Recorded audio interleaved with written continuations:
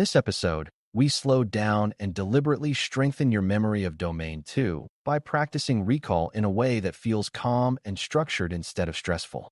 Domain 2 can feel like a long hallway of topics because it includes operations, controls, monitoring, identity, vendors, and incident response, and beginners often understand each topic on its own but struggle to connect them into one mental picture.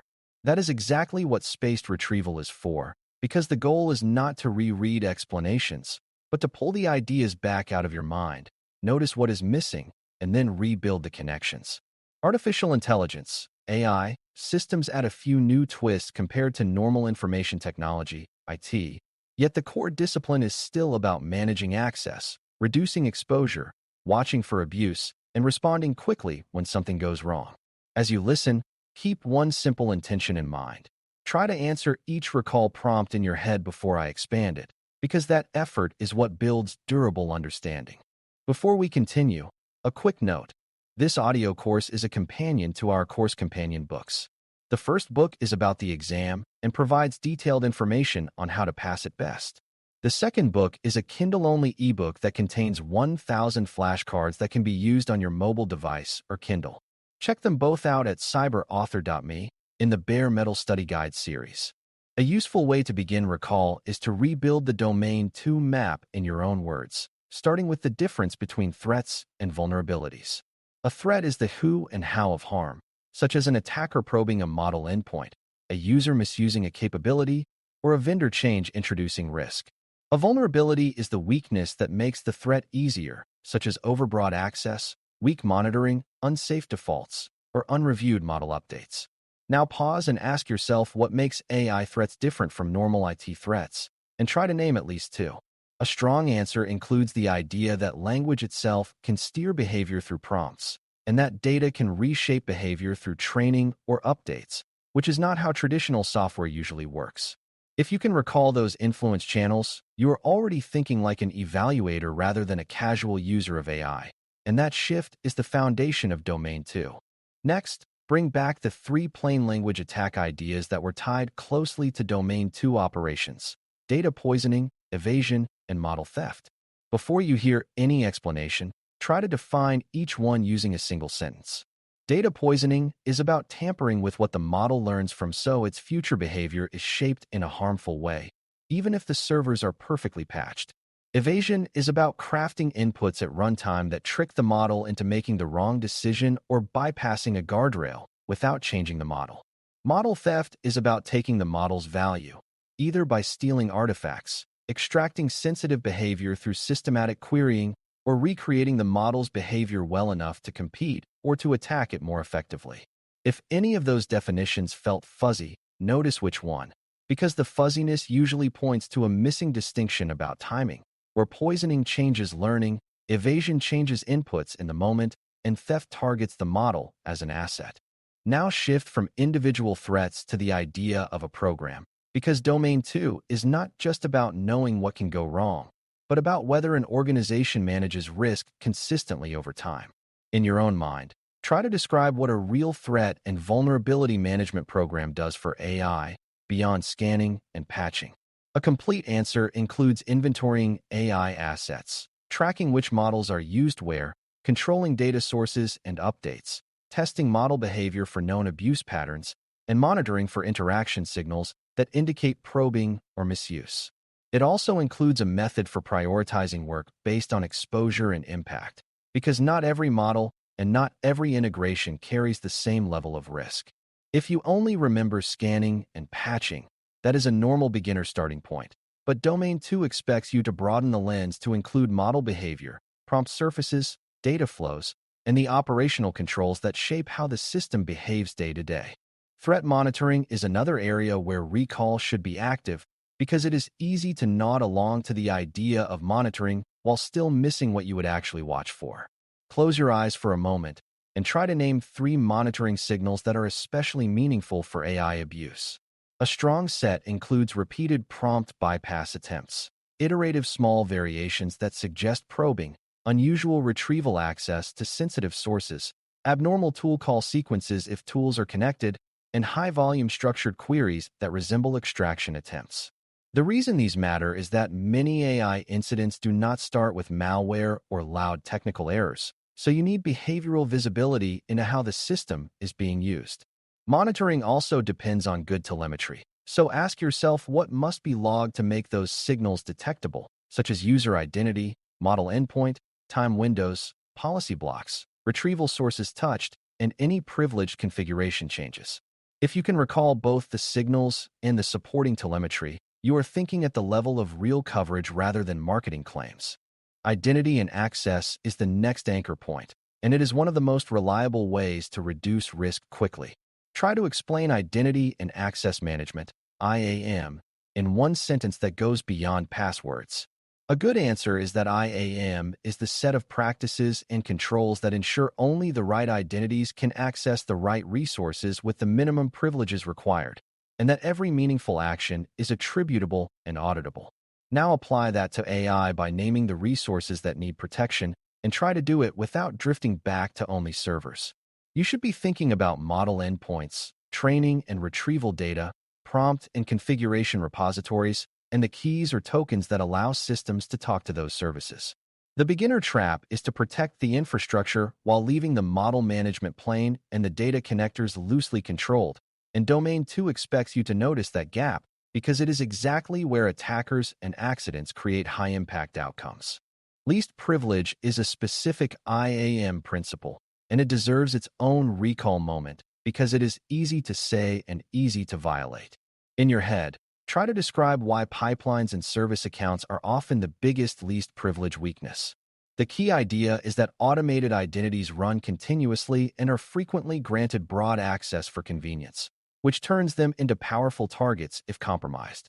A careful evaluation asks whether pipeline stages are separated by role, whether each service account has narrow permissions, whether access is scoped by environment so development cannot touch production, and whether there is a clear owner and review process for every non-human identity.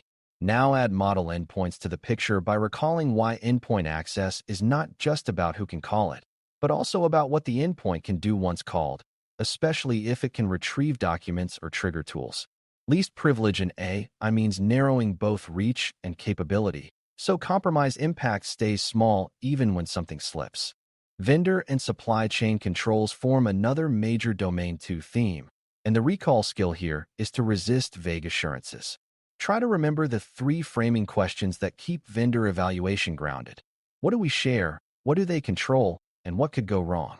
If you can answer those for a specific vendor relationship, you can identify where your visibility ends, which is the moment you stop relying on hope and start relying on evidence and enforceable commitments. In AI systems, what you share often includes prompts, outputs, and connected documents, and what they control may include model behavior changes, infrastructure security, employee access, and incident detection in their environment. What could go wrong includes data exposure, silent model changes that alter risk, and dependency issues in the vendor's own supply chain.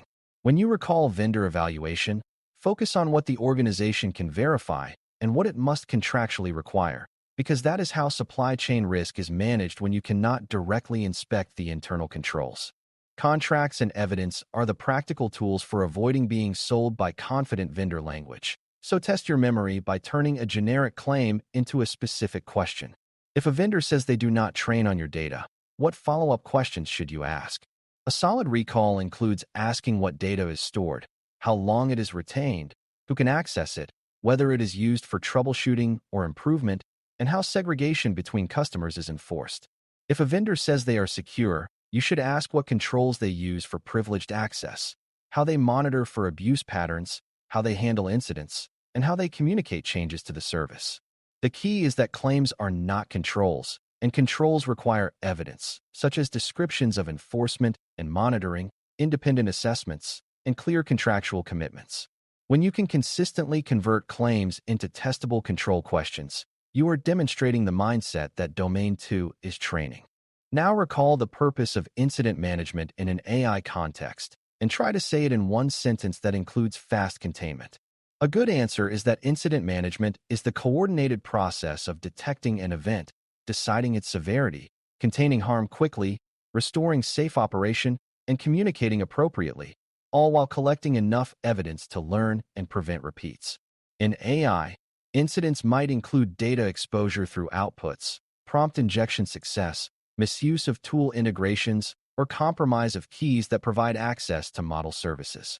The tricky part is that the incident may look like normal use, so detection and triage require attention to patterns and system state, such as which model version was active and which data connectors were enabled.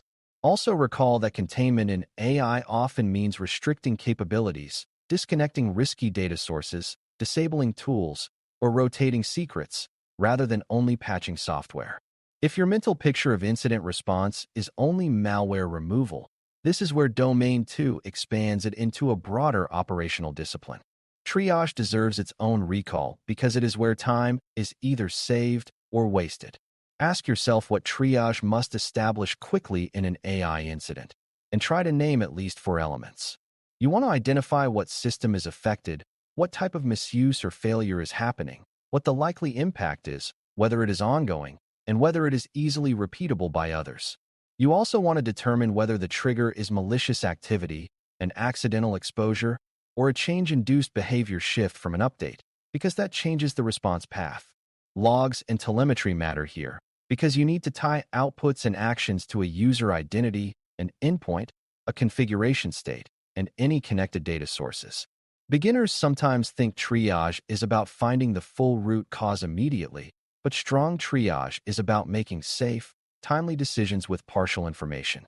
Domain 2 expects you to value speed with discipline, because fast containment prevents small issues from becoming large incidents.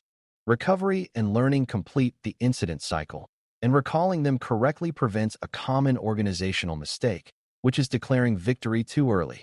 Recovery in AI is not only restoring uptime, it is restoring trust in the system's behavior, which often means validating configurations, verifying data connector restrictions, ensuring tools are re-enabled safely, and confirming that compromised credentials are fully rotated. Learning is where problem management steps in, because you do not want to fight the same fire again next month. Try to recall what a good post-incident review produces, and aim for something more concrete than lessons learned.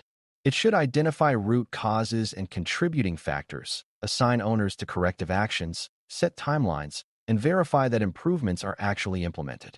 In AI contexts, improvements might include tightening access boundaries, enhancing monitoring for abuse patterns, strengthening change control for prompts and model versions, and expanding adversarial testing based on what the incident revealed. When learning is disciplined, incident response becomes a force that steadily improves the program instead of a series of exhausting emergencies. A final recall technique for Domain 2 is to practice connecting topics, because the exam is rarely about isolated definitions. Take a moment and imagine a scenario where a model starts leaking sensitive information, and then ask yourself which Domain 2 controls should work together. Monitoring should detect unusual retrieval or output patterns. IAM should limit what data the model can reach. Least privilege should prevent a service account from seeing everything. Vendor controls should define responsibilities if the service is hosted, and incident response should contain quickly by disconnecting or restricting risky connectors. The point is that no single control saves you, and the program succeeds when multiple controls reinforce each other. Beginners sometimes look for the one perfect safeguard, but Domain 2 teaches you to build layered defenses that assume something will fail. If you can narrate how controls interact, you are moving from memorization into operational understanding, which is exactly what makes your knowledge durable and useful. As we wrap up, keep one simple mental test that you can reuse anytime you review Domain 2. Can you explain what could go wrong? What would detect it early? What would stop it quickly? And what would prevent it from happening again? What could go wrong includes AI-specific issues like prompt abuse, data poisoning, evasion, model theft, and unsafe integrations. Detection includes interaction monitoring and telemetry that reveals probing, misuse, and unusual data access. Stopping quickly includes containment levers such as disabling tools, restricting connectors, tightening policies, and rotating secrets. Preventing repeats includes problem management actions like improving least privilege, strengthening change control, demanding vendor evidence, and expanding testing and monitoring coverage. If you can answer those 4 questions with confidence, You have a strong, simplified grasp of Domain 2 operations and controls, and you are ready to move forward without losing what you have already learned. Thanks for listening. For more audio courses, daily newsletters, and more, please visit BareMetalCyber.com.